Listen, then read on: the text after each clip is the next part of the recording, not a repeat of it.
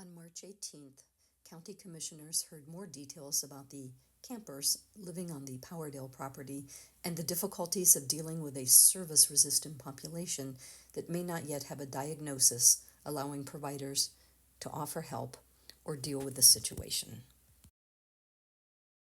Housing. This is a different population, isn't it?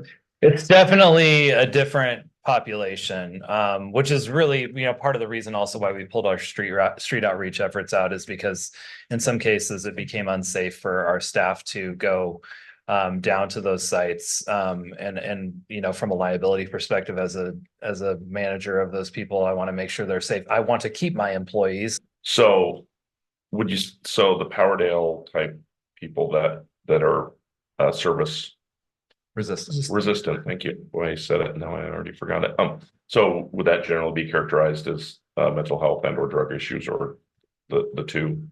I mean, my Yes. thought, I think Al kind of laid out that there's possibly not a diagnosis yet. So, and that is where it kind of gets sticky for Center for Living, because without a diagnosis, then they're not a behavioral health client.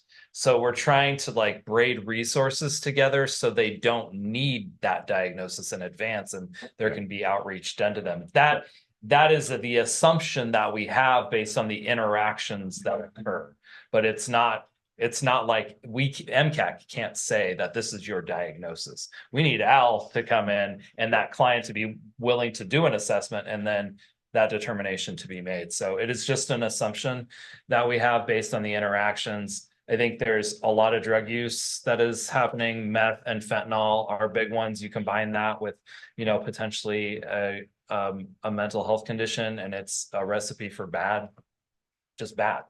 And those things are big challenges that we run into when we have people who aren't successful at our facilities. It's often those things that are occurring, and that's why we need to be working side by side, and we're doing that to hopefully have better outcomes.